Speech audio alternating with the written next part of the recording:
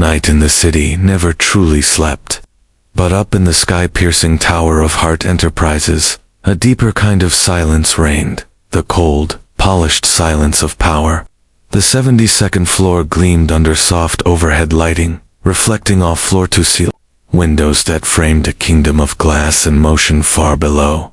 Inside the CEO's office, Evelyn Hart stood still, motionless as a statue, her sharp silhouette carved against the panoramic night. She wore a slate-gray designer suit, perfect as always, every strand of her chestnut hair in place. But her eyes, steely and distant by day, were now dimmed with something no boardroom ever saw. Quiet desperation. She wasn't watching profit reports or checking emails. She was watching her daughter, A. Massive screen across the wall flickered with muted live footage from a nursery camera. The room on the screen was a masterpiece of luxury. Soft pastel walls with hand-painted clouds, an Italian crib, shelves of curated toys no child had even touched. Everything was coordinated, expensive, and immaculate. But in the middle of that perfection lay Leela, her 3-year-old daughter, small and fragile, tangled in expensive silk sheets. She wasn't sleeping. She was whimpering softly, her face twisted in restless fear, legs kicking as if trying to run from a nightmare. Next to the crib sat yet another nanny, a young woman, kind-faced but visibly fraying at the edges. She stroked Leela's back in small circles and whispered something inaudible, probably another lullaby. But there was no magic in her hands, no comfort in her voice, just fatigue and helplessness. Evelyn watched for a full minute, unmoving. Then, she reached over and pressed the intercom button with one polished fingertip. Pack your things. You're done, she said calmly. There was no argument. There never was. The nanny glanced at the camera, blinking in resignation, then silently stood and walked out of frame. The screen now showed only Lila, alone, in that huge room, beneath a canopy of pale stars that glowed softly above her crib, a custom lighting feature Evelyn had installed, hoping it might mimic the night sky and soothe her daughter. It hadn't. Evelyn turned off the screen. Darkness returned to her office. She moved to the bar and poured herself a half glass of red wine, not because she needed it, but because it was something to do. She sipped slowly, staring out the window at the city she ruled. From this height, the world looked orderly, contained, manageable, but not her daughter. Lila hadn't slept peacefully in over 2 months, not since Daniel, Evelyn's husband, had died in that rain-slicked crash on Highway 11.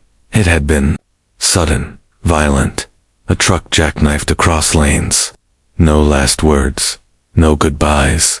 Just the dull knock at the door, and the hollow voice saying, "We're sorry." Since then, Leela had changed. She woke screaming every night, refused to sleep unless someone was in the room. Sometimes she would curl into a ball and rock silently.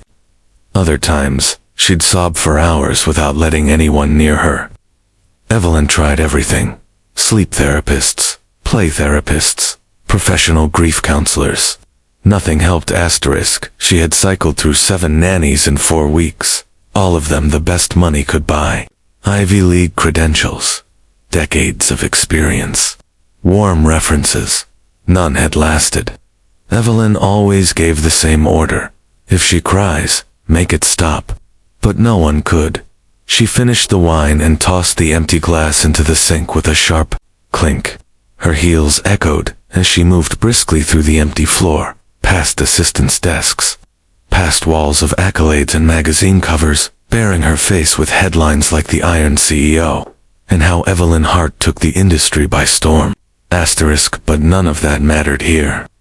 None of it could fix bedtime. She descended in a private elevator, not to the parking lot, not to the executive lounge, but farther down, into the bones of the building. The basement levels smelled faintly of bleach and metal. Flickering lights buzzed overhead. This was the world no one in her circle ever saw, The storage rooms, boiler access, and long, cold hallways no architect had bothered to make beautiful. And here, amid it all, was a man pushing a mop. Thomas Hale, the night janitor, wore a faded navy uniform and a gray cap. His back was slightly bent from years of manual labor. His face was rugged, worn by time, but held a softness that never quite faded, a kind of kindness he didn't even know he wore. As he worked, he hummed quietly to himself, an old tune, simple and slow, the kind a father might sing beside a crib on a stormy night. He moved carefully, rhythmically, like someone who had made peace with the quiet. As he turned the corner, he paused.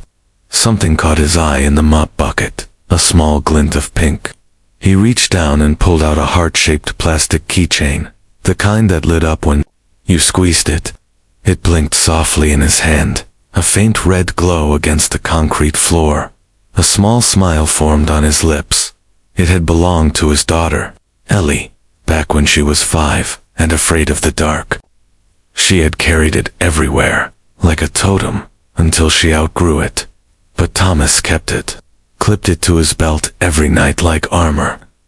It reminded him of those long, quiet evenings when he'd worked the late shift and come home to find her waiting, her little arms reaching for him, asking, "Can you sing the flashlight song again?" He clipped it back to his belt and returned to his work. What he didn't notice, not yet, was the tiny figure watching him from behind the stairs.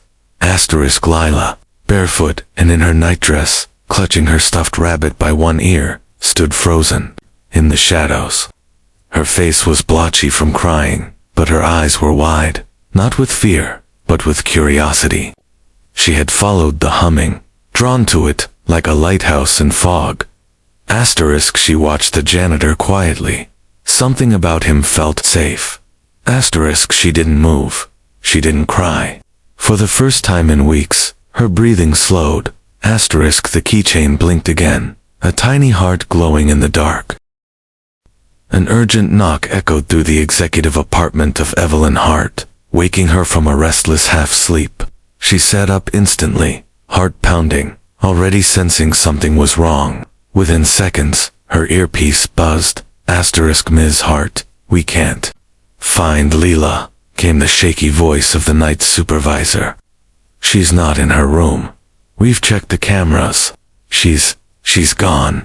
Evelyn was already moving. In bare feet and a silk robe, she rushed out the door, down the private elevator, face pale and set like stone. Panic warred with fury in her chest. Not again. Not another failure. Not her child. Not tonight. Floor after floor, hallway after hallway. Staff scrambled like ants, whispering into radios, combing every inch of the building. They searched the stairwells, the executive floor, the conference rooms. The panic spread like electricity. No one dared look Evelyn in the eyes. Then, from one of the junior security guards, a hesitant voice crackled over the speaker. She's on basement level 2, sleeping. Next to the janitor's closet. Silence. Then Evelyn's voice cut through. Send me the live feed. The screen on her tablet flickered on.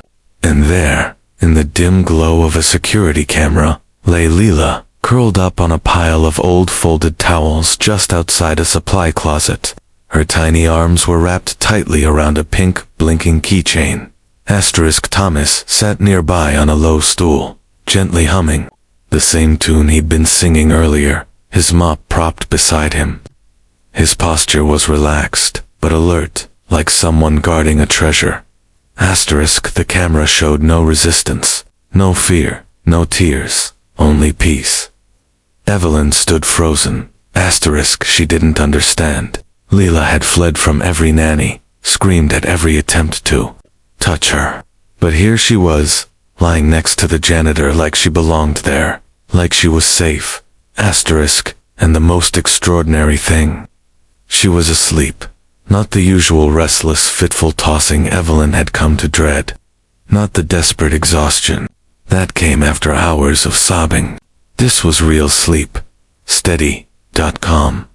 Deep. Her small chest rose and fell slowly, mouth slightly open, fingers still clutched around the glowing heart of the keychain. Asterisk. It was the first time she had slept like that since Daniel died. Asterisk. Evelyn descended the stairs this time instead of taking the elevator, every step echoing louder than the one before.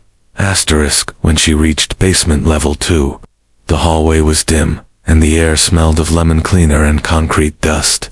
She turned the corner and saw them exactly as the camera had shown. Asterisk. She didn't speak at first. Thomas noticed her presence and stood up quickly, awkwardly pulling off his cap. I didn't mean to overstep, he said gently. She came down here on her own. I just sat with her. She looked scared. I gave her this. He pointed to the keychain in her hand. I used to give it to my daughter when she had bad dreams. I thought maybe it would help. Evelyn said nothing. She walked slowly toward her daughter and knelt down on the concrete floor beside her. The coolness of it seeped into her knees, but she didn't care. She looked at Lila, really looked at her, and for the first time in weeks, she saw something she hadn't dared to hope for. Peace. Her daughter's mouth twitched slightly in sleep, the barest hint of a smile playing at the corners. It was a smile Evelyn hadn't seen since the day of the funeral. Asterisk. A tightness in Evelyn's chest finally gave way. Her hand rose slowly and rested gently on Lila's hair. The strands were soft, slightly tangled. She stroked them once, twice, then covered her mouth as tears filled her eyes. Asterisk. She hadn't cried in public since she was 12, not even at Daniel's funeral. Asterisk. But now, in this quiet hallway, beside a supply closet, barefoot and in a silk robe, she wept. Asterisk.